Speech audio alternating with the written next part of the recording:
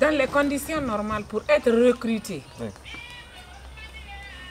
en tant qu'enseignant, dans les conditions normales, il faut passer soit par l'ISEG, c'est-à-dire les institutions qui forment les enseignants dans le cadre de la didactique, dans le cadre pédagogique. Si c'est pour l'université, c'est l'ISEG. Si c'est pour les écoles élémentaires, c'est les ENI. Mais si vous venez par rapport au recrutement, nous avons compris que par exemple pour les ENI, c'est-à-dire on ne prend pas en compte les critères de recrutement. Il fut un moment, dans les conditions normales pour enseigner, pour être dans une école normale d'instituteur, dans les conditions normales, il faut avoir le baccalauréat. Mais il se trouve que quand on fait le recrutement, on utilise soit la parenté, soit les relations, soit l'argent.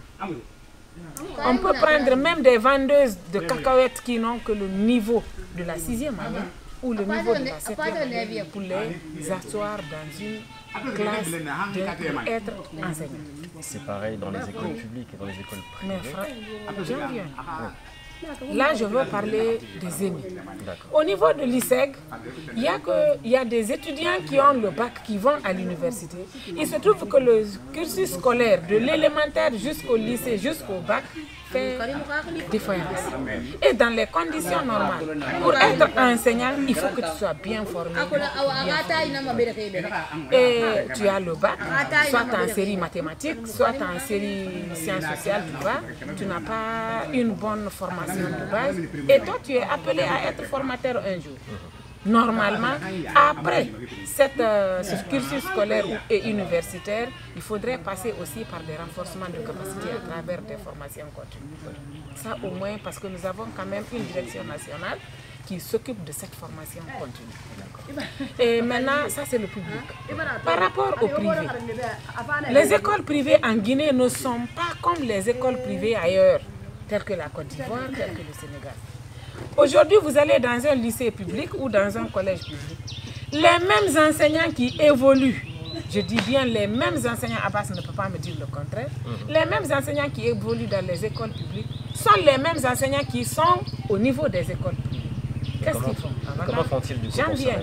Parce que moi-même, quand j'étais en situation de classe, c'est-à-dire avoir la situation de l'enseignant, la situation précaire, tu te demandes comment joindre les deux bouts, tu as un salaire précaire et d'ici le 10 ou le 15 du mois, tu n'as plus rien par rapport à ton salaire, il faut chercher à joindre les deux bouts. Maintenant que l'enseignant ne peut pas aller faire l'agriculture en abandonnant les enfants en classe, il vit carrément vers les institutions privées.